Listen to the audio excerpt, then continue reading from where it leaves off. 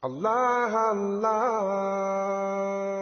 ورسول الله الله الله وحبيب الله.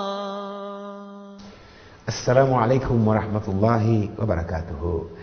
Nous commençons par rendre hommage, gloire et louange à Allah, exalté soit-il, et nous implorons sa grâce et ses nombreuses bénédictions sur notre messager Mohammed, sur sa famille et sur ses compagnons.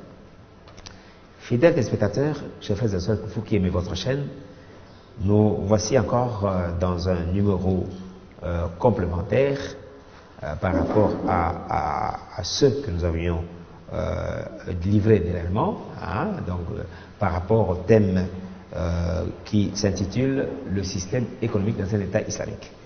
Ce thème a donc été développé par Cheikh Abdallah Fondi qui est sur ce plateau, et il va continuer sur la même lancée parce que, comme j'ai eu à le dire la fois dernière, l'économie en islam c'est vraiment un champ très vaste que nous allons essayer de décortiquer petit à petit pour que vous soyez à la page, que vous soyez quand même, que vous ayez la lumière par rapport au système économique d'un État islamique. Cheikh, salam alaikum. Alaykoum salam wa rahmatullahi wa barakatuh. Bienvenue sur ce plateau. Merci beaucoup. Merci. Il est donc l'habitué de ce plateau. Merci. Alors, nous allons poser la toute première question à Cheikh Abdallah Fondi. Avant de la poser, je fais un petit résumé. Vraiment, il nous a parlé de la rente, qui est une obligation de l'État vis-à-vis de son peuple. Parce que la rente, d'après Cheikh Abdallah, vue par les États islamiques, c'est donc un devoir du gouvernement vis-à-vis de son peuple. Et donc chaque entreprise doit songer à initier ce système de rente. Quand les gens travaillent, il faut que la société elle-même puisse faire l'épargne pour ses travailleurs et jusqu'à la retraite. Donc ce n'est pas quelque chose qu'on défalque du salaire des ouvriers pour garder quelque part et ensuite à la retraite qu'ils aient peut-être le temps d'en bénéficier. Mais dans un pays islamique, c'est plutôt le contraire. Donc c'est la société elle-même qui cotise pour ses travailleurs. Et il nous a aussi parlé de la responsabilité de ce gouvernement vis-à-vis du bien-être de la population. Et il a acheté par... voilà, donc en quelque sorte, il a dit l'éducation. Il a parlé, il a acheté par l'éducation. L'éducation, c'est aussi une affaire de gouvernement qui doit assurer la gratuité des enseignements à tous les niveaux pour sa population et contrairement aux autres systèmes. Voilà. Donc, maintenant nous allons poser la question à Cheikh Abdallah Fondi. Parlant de l'éducation, je pense que vous avez peut-être encore à ajouter quelque chose par rapport aux écoles privées qui foisonnent dans notre pays. Vous avez dit que vous n'avez pas à juger ou à critiquer le pays, le gouvernement, mais c'est un système. Ce système-là, ça essaie un peu de déstabiliser l'enseignement dans notre pays. Mais le conseil, au fait, par rapport à ce système-là, pas par rapport au gouvernement, par rapport à ce système, parce que la plupart des gens sont des commerçants. Est-ce que c'est vraiment favorable à l'éducation des enfants et c'est vraiment favorable à nos jeunes qui vont terminer, mais finalement, quel sera leur rapport à leur gouvernement? Parce qu'une fois sortis des écoles, donc une fois sortis docteur, c'est-à-dire licenciés ou docteurs en tel domaine, mais qu'est-ce qu'ils auront à apporter au pays? Parce qu'eux-mêmes n'ont pas vraiment le background suffisant. Oui. Là, vous m'amenez à parler de deux sortes d'éducation de l'homme. D'abord, par l'organisation, par l'État exclusivement, pour transmettre les savoirs aux futurs cadres de demain. Oui. Mais il y a une autre école qui, elle, ne dépend de personne ni du gouvernement. C'est l'école de la rue. À l'école de la rue, ok. C'est-à-dire, vous allez dans une école, on vous apprend tous les principes et tout ça. Mais à côté de ça, il y a l'expérience. Or, l'expérience, ça ne peut pas s'acheter dans un magasin. L'expérience, c'est ce que vous vivez. Quand vous vous promenez, vous voyez des autres peuples, comment ils vivent, comment ils fonctionnent. Ça vous permet d'enrichir votre culture générale. Et à partir de là, vous pouvez savoir, ah, les autres, ils vont faire ça. Mais moi aussi, chez nous, je peux le faire. Mais vous n'apprendrez pas ça à l'école, ni à l'université. Oui. Le foisonnement des écoles privées, les écoles des commerçants, Voilà la disparité des connaissances que les gens ont aujourd'hui. Ces gens qui sont dans les écoles privées, ils finissent toujours dans la rue et dans ce qu'on dit les organisations de perturbation de la nation. On vous crée des histoires aux sociétés civiles, partis politiques et tout ça. Et les gens ne transmettent rien de bon que les conflits, la haine. Mais si tout le monde était éduqué par l'État, avec la discipline, une discipline rigoureuse, avec un projet de société fiable, avec des priorités à partir de l'école, mais le monde fonctionnera autrement. Et la réussite sera beaucoup plus facile. Mais avec toutes ces écoles, la plupart des écoles sont inféodées aux puissances du mal. Ah bon? Oui, qui sont contre le peuple. Ici, vraiment, il faut m'excuser, je ne vais citer aucun nom. Tout à fait. Mais vous pouvez vérifier vous-même la véracité de ce que j'ai dit sur un certain nombre d'écoles. Et comment ces écoles inculquent le savoir à leurs étudiants. Vous allez constater d'une école à l'autre, c'est différent. Alors qu'il existe un programme national de l'État congolais qui est censé être vulgarisé dans toutes les écoles. Oui. Ça n'existe pas. Telle université, moi, c'est une université américaine. Bon. Université américaine en République démocratique du Congo.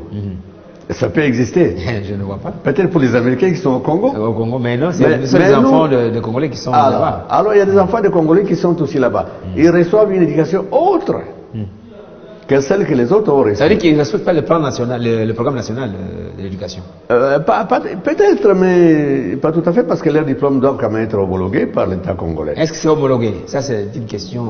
Pour ces écoles-là, si on peut vérifier, je pense qu'on va peut-être faire une descente dans ces écoles pour vérifier si réellement ils sont reconnus en tant que tels pour essayer de prôner leurs enseignements à côté du programme national des Congolais. Moi, en tout cas, je n'ai pas les moyens de vérifier. Je n'ai ni l'autorité. Nous pouvons vérifier parce que c'est une chaîne, c'est une télévision que nous devons avoir cette lumière par rapport à ce que vous dites. Vous avez raison ou pas, mais je pense que ça va être vrai, parce que quand on dit université américaine, mais il faut vérifier le programme. Université française, protestante. Voilà, est-ce que c'est le programme congolais ou c'est bon? Tout ça, c'est à vérifier. Je crois que vous vous rendrez un grand service si vous essayez de faire une enquête là-dessus. Ça pourra édifier, peut-être ça peut aider un peu le gouvernement à se ressaisir. Parce que jusqu'à présent, j'ai l'impression que le système occidental de gestion que nous utilisons, c'est une copie conforme de ce qui se passe ailleurs. Alors qu'ailleurs, les mêmes pays-là, qui ont pratiqué l'esclavage, la traite négrière, les colonisations, les invasions, les droits à l'ingérence. Eux-mêmes, ils courent maintenant en Chine. Ils avaient insulté les Chinois de Chine. Avant, les Chinois étaient donc le pays du tiers-monde. Si leur système ne leur a pas apporté bonheur, pourquoi voulez-vous l'appliquer chez nous? Par exemple.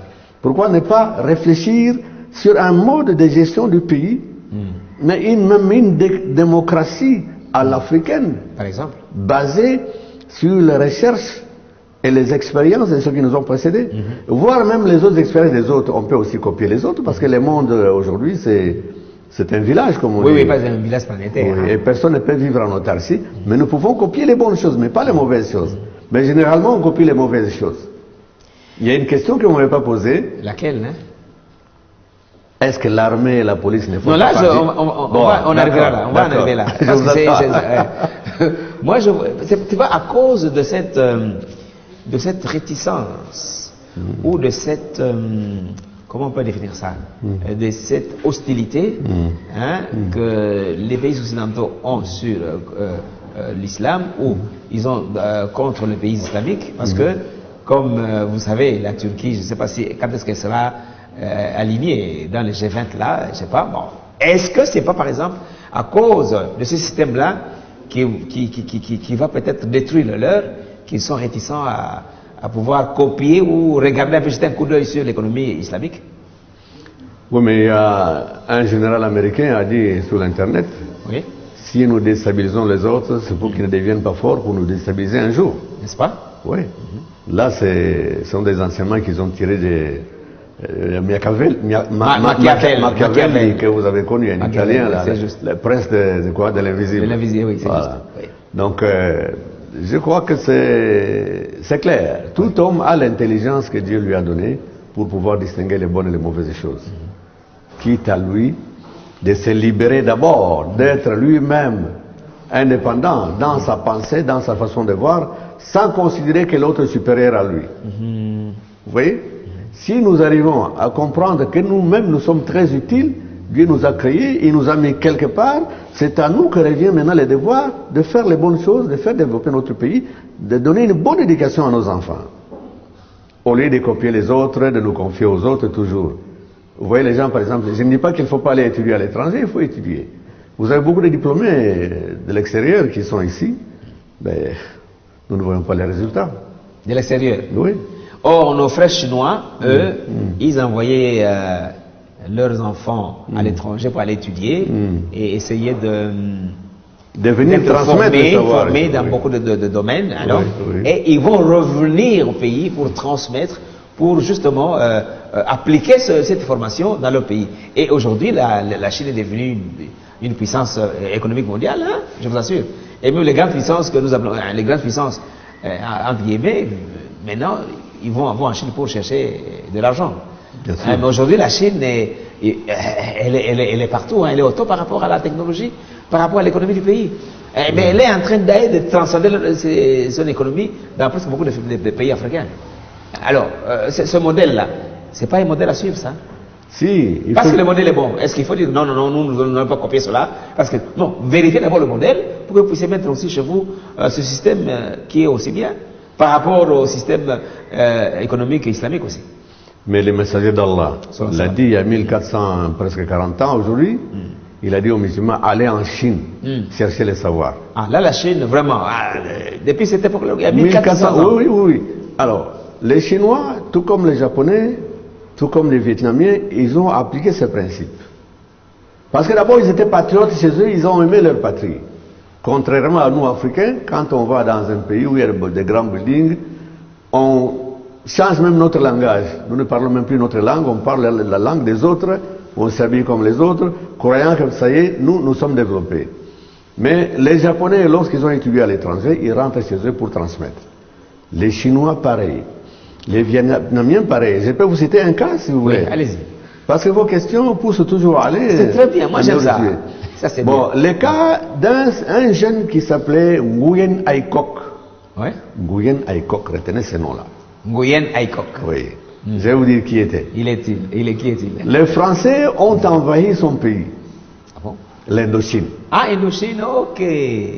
Alors, ils ont guerroyé contre les Français. Ils avaient un général qui s'appelait Nguyen Von Giap, qui avait étudié en France, comme le Nguyen Ai Quoc aussi. Ok. Nguyen Ai Quoc, rentrant dans le pays, il s'est fait nommer Ho Chi Minh. Ah bon?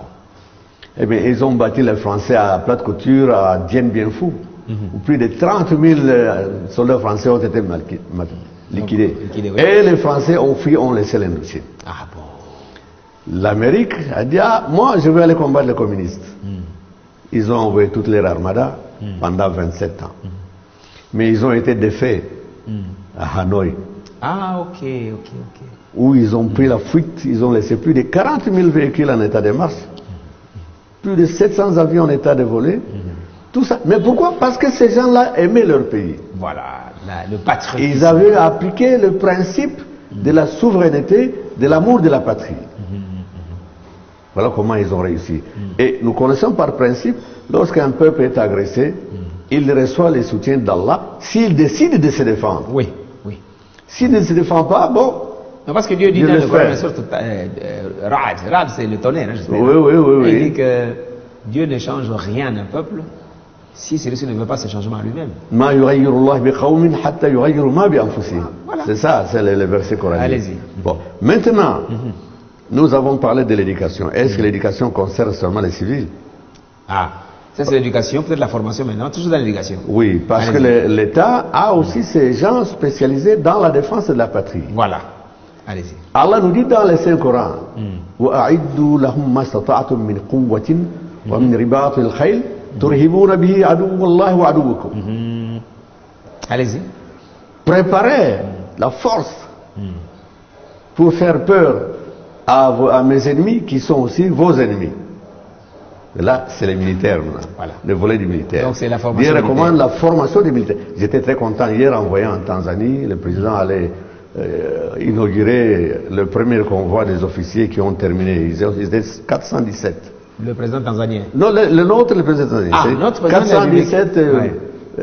officiers supérieurs de l'armée nationale formés en Tanzanie. Notre armée nationale. Notre armée nationale. Formé en Tanzanie. En Tanzanie. Et lui est passé en Tanzanie. Ils ont terminé, oui, Oui. oui. J'ai dit, voilà, c'est ce qu'Allah dit dans le Saint-Coran. Très bien. Préparez la guerre, si vous voulez avoir la paix. Pour faire aussi la peur à votre ennemi. Il dit, non, là-bas, si j'ose, je vais avoir les chocs. C'est exactement ce qu'Allah avait dit aussi dans le Saint-Coran. Al-ayn bil-ayn, as-sin bil-sin. Ah, oui, donc, dent pour œil, pour œil, dent pour dent. Oui, pourquoi? Oui. Parce que c'est lui qui vient vous crever votre œil.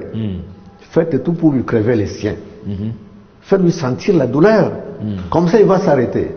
Mais si vous laissez vous crever vos yeux, il va continuer à crever les yeux de tout le monde. Ah, voilà, Allah dit non, il faut lui rendre l'appareil. Parce que la violence, par principe divin, ne s'arrête que face à une autre violence. Oui, oui. D'ailleurs, Dieu a dit dans le Coran, combattez ceux qui vous combattent, ceux qui vous chassent de vos demeures. Oui, oui. Car la persécution est pire que le meurtre. Exact. Mais c'est ça. Donc la formation d'une armée est nécessaire dans un pays, parce que chacun a son travail. Mais lorsque le prophète Mohammed, paix sur lui, Sallallahu formé, donc il a vraiment créé un État islamique à Oui. Médine. Hein, lorsqu'il a été persécuté à Makkah, Dieu lui a dit, bah, allez à Médine, vous aurez la paix là-bas. Et allez là-bas, ce sera une ville de sécurité pour vous. Et puis, c'est là que les notions économiques, politiques, socio-politiques, socio-professionnelles ont eu le soubassement à partir du prophète sallam. Et donc, c'était donc le modèle d'un État islamique à partir de Médine. Et c'est ce modèle-là qui a été transcendé dans beaucoup de pays africains et même européens. Oui. Alors, comment on dit que la formation militaire, c'était pas que le prophète sallam formait des militaires pour aller donc chercher la guerre, offenser les autres pays, mais c'était pour la défense. Et donc cette notion de la formation émane de la défense pour chercher à avoir la paix dans son pays, n'est-ce pas? Oui. Il faut former les moyens de vous défendre lorsque vous êtes agressé. Oui. Ça c'est clair. Oui, oui. Allah l'a clarifié, il a dit que tout le monde connaît. On doit se défendre. Parce que, vos biens, je l'ai dit lors d'une émission précédente, vos biens, Allah vous permet d'avoir des biens, d'avoir une femme, des enfants, des maisons. Tous vos biens là, ils sont sacrés pour vous. Vous avez le devoir et l'obligation de les défendre. Pris à